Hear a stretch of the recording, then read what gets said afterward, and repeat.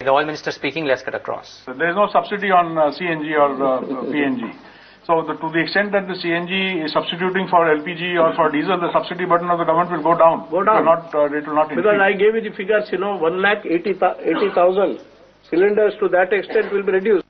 To that extent, proportionately, our subsidy burden will also get reduced. If the subsidy reduced, who is benefited? Again, it is an anti-inflationary measure. And again, that will benefit the exchequer. As a result, we can flow back that, we can reduce the price of petrol or diesel.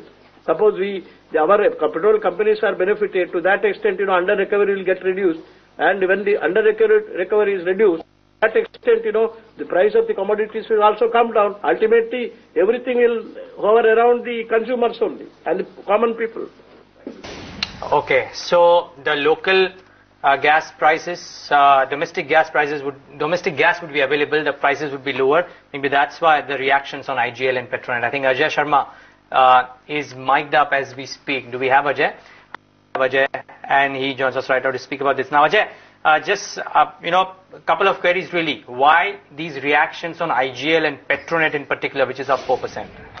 So, it's very simple, Neeraj. These two companies have started suffering. In fact, Petronet LNG results were also, in a way, indicate that how badly these guys are suffering, because the gas prices internationally have been going up, and this has started challenging the pricing power of some of the companies.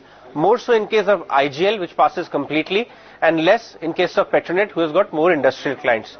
So, past couple of quarters, the proportion of imported gas has started increasing in their overall revenue mix, and local gas was less. We all know that the gas supplies in our country is slightly strained.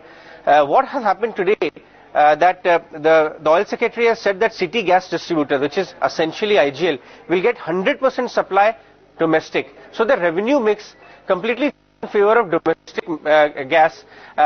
About 2/3 was imported and 1/3 was almost domestic. Now all of that becomes domestic. So the cost of their raw material comes down very sharply, and also the business model was coming under question, that if they continue to get imported gas at higher price, the pricing power will be less, and hence marginally.